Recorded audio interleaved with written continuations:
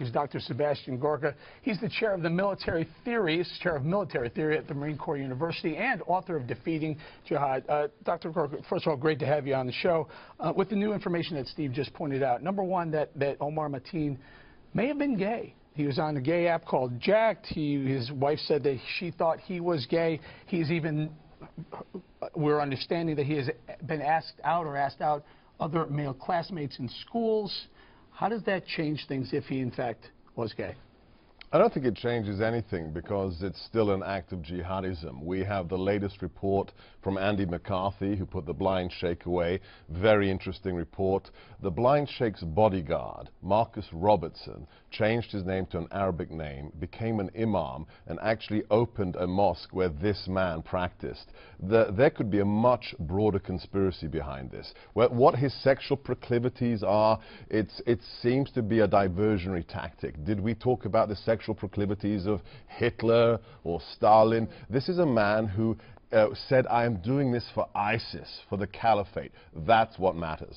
I'll bring it around. KG, your thoughts? Yeah, I don't care who he wants to sleep with, goats for that matter, and yes, hyperbole intended. I mean, it doesn't matter. What we do know is that he was someone that was a radical Islamist, that he pledged allegiance to ISIS, and we know because he made calls that were significant while he was there at the crime scene, and whether he went to those clubs or not, he was very familiar with that particular situation, with the layout, casing, and that's what oftentimes in situations like this, you will go ahead so that you are, one, familiar to those around, so they're like, wait, who's this guy? We haven't seen him around. Everybody used to know who would hang out there. You have eyewitnesses, percipient witnesses from that evening that were also there on other occasions. They saw him. This is no one that would cause alarm by being present in that particular location. You have him going multiple times. It sounds like someone who was well prepared to do an execution, forget about mass shooting, and took out 49 human lives. What did you learn today, Juan?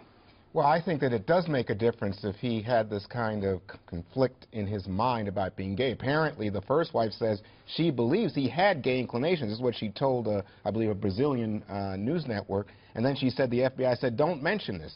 Let's hold back on that. Second thing she said was the father, apparently, and the father is like a hard guy, you know, Afghan, thinks he's going to go back to Afghanistan and take over or something.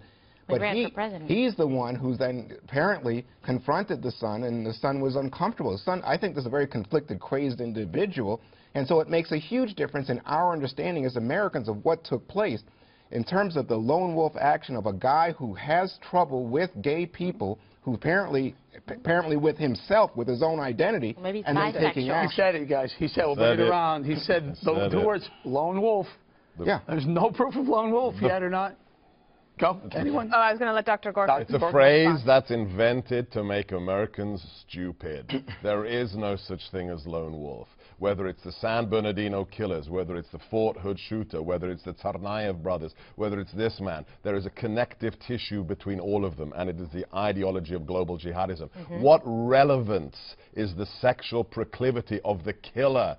If the man says, I'm doing this for the caliph and for Islam, that's the key. That's how we're going to stop the next guy. Right. We're not going to stop the next guy by looking at what app he was using for his hookups. We're going to stop him if we find the jihadi network. Dana. Well, I wonder, maybe you could... Amen. I'm going to ask two questions then. If the lone wolf phrase really comes from domestic terrorists like the Unabomber, right, which... Right, a guy who has no conspiratorial background. Right, okay, so I think that might be where there is some confusion. I'm curious what you think about the FBI yesterday. And James Comey, who I think is usually very cautious and very measured, one of the things he said yesterday right away was there's nothing that the FBI would have done differently. Several hours later, we find out more information about the wife. We might find out more, as you said, in terms of the mosque. Do you think the FBI kind of got too far out over its skis in saying that? Look, I have the pleasure and honor of working with the FBI very closely for about 6 years now. Everybody I know in the FBI is a patriot and wants to protect the country. Every time we see a problem with uncovering jihadism or missing it, it comes out of the DOJ, especially the Civil Rights Division of the DOJ that is the conduit of political correctness. The memos go from the White House to DOJ, and then they get rammed down the throat of the FBI. If the FBI dropped the ball in any sense, I would bet money it is because the DOJ pressured them or said, There's not nothing interesting, here. not interesting. Greg? Yeah, one thing to point out is that it's the first 7 days of Ramadan. Yes. Attacks in Orlando, Paris, Damascus, Tel Aviv, Beirut. Yeah. That's bigger than homophobia. Homophobia is an integral part of the ideology. There's a great survey, 2009 poll of Gallup of British Muslims, asked how many thought homosexuality was acceptable. 0%. Right. I've never seen a poll that starts at 0%. 100% homosexuality, but it's part of an ideology, as you say. But you know what the phrase I really hate? Hate. When everybody keeps talking about this climate of hate and how we have to fight hate, it's actually not about hate. These people don't hate gays. They think killing gays is an act of compassion. Yes. That it's actually like what do you call it? A carpooling ticket to get you there faster. It's a mercy. It's a mercy killing. It's not about hate. It's an ideology. It's a desire to take over the world. Because Yeah, it's but so a tenet of their imagine if you religion. are gay and you're battling gay issues and you are a Muslim, you imagine how conflicted and crazy, especially with your dad there. So contrary to what I'm hearing, I think that in fact you could then use what you're hearing from the jihadists as a cover for your own madness. Oh It's an my excuse to God. go out and start killing people. You're It's sounding like like Dr. Phil. Crazy conspiracy theory there, but why is there such a refusal to accept this for exactly what it is? That this was an act of radical jihad carried out by someone that pledged allegiance to ISIS, that was very focused, prepared, and actually executed his mission well. All right, hold that thought, Juan. When you listen to the fiery remarks after his National Security Council meeting earlier, President Obama downplayed the threat of ISIS. Listen. ISIL's ranks are shrinking as well. Their morale is sinking. The flow of foreign fighters, including from America to Syria and Iraq, has plummeted. In fact, our intelligence community now assesses that the ranks of ISIL fighters has been reduced to the lowest levels in more than 2.5 years. And then mark your calendars, folks. He's finally done it. President Obama finally called it radical Islamic terror. He said it 4 times in one speech today. He then went on to explain why he has not used the term radical Islam until now. The main contribution of some of my friends on the other side of the aisle have made in the fight against ISIL is to criticize this administration and me for not using the phrase radical Islam. What exactly would using this label accomplish? Calling a threat by a different name does not make it go away. This is a political distraction. Now, Dr. Gorka, the president seemed genuinely mad today. He was moved. He was shaken. You could see the anger in his face, but it seemed like he was mad at Trump and the Republicans rather than the terrorists. He's not the only one who's mad. Words matter. If a patient walks into a clinic and he's got tuberculosis and we say, no, he's got the cold, take some aspirins, what's going to happen to that TB patient? He's going to die. Words matter. Why are we trying to score political points? The fact is, I'd like to give some different data. Forget about ISIS recruits in the Middle East. This man who did this attack is the 103rd ISIS terrorist suspect killed in America or captured in the last 2 years. 103. Not jihadists, just ISIS. 2015, a report from Duke. 2015 saw the highest incidence of jihadi plots on U.S. territory since 9/11. The president can't admit his strategy has failed. Oh, come on. Let me just say quickly. Obama has been terrific, resolute on this point.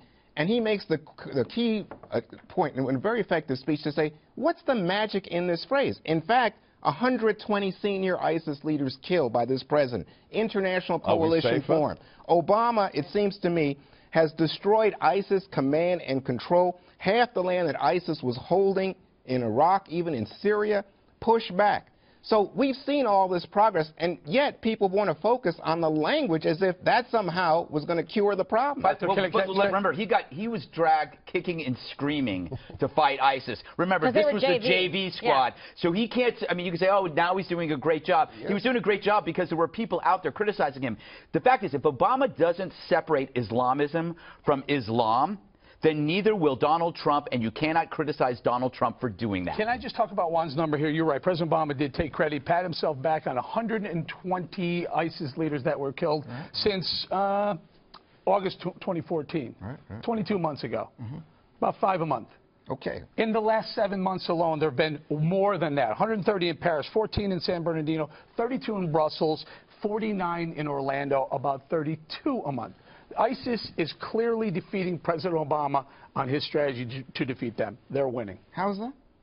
He just explained Does it. it make any times more sense? people are What killed you're talking than we are killing. What you're 6 talking times about, more. what we're talking about here, and the president said this today, is you've got an ideology that's being spread, and we're trying to fight the ideology. Even on this show, we have discussed. But we can't say what it is. But we're not allowed to say what it is. What are you and we're talking going about? to Because say there's no what it is magic in every that. day. But We're he using- won't. he wants to use body bags as a metric of victory. Right. That was stupid during Vietnam. And you know what? It's not smart today. It's not body bags, because you can kill one HVT, one high-value target. If 15 jihadis volunteer to replace him, what does that UAV strike become?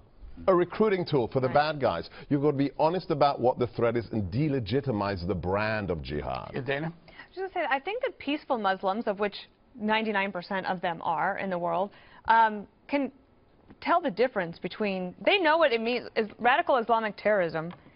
They get it. understand what that means. It's not like if you say, because I'm an Italian American, I'm offended if you talk about the mafia. I mean, it's like, I think that we're not giving They're victims people of it enough too. credit for recognizing the threats for what they are. But I also agree that actions speak a lot louder than words, and I think that the spread of ISIS, especially into Libya, is something that they have to account for. 99%? I don't know. 1% of the Muslims in the world, that comes to 16 million. I'm just making up a throwing number. a number out there. Just Right. making up a I number. just want to echo what Dr. Gorka is saying, that words do matter, and something you've also said before, that the political correctness has no place in the threat assessment equation, meaning you cannot sit there and say, I'm worried about offending them. We're part of the problem because we're using language that is upsetting, that disturbs peaceful, loving Muslims, the peaceful religion of Islam. No. Look at what they stand for. Look at what they're saying, and look at their actions. We are not better off than when President Obama demurely decided to devote himself to the fight against ISIS. We are in a worse position, and they are moving more towards being able to achieve a caliphate. That is the problem. They've spread in far more countries than ever before, with other groups that spread jihad around the world also joining in with them. I think we are fighting right now. We've increased intelligence sharings with places like Jordan, Morocco, Kimberly,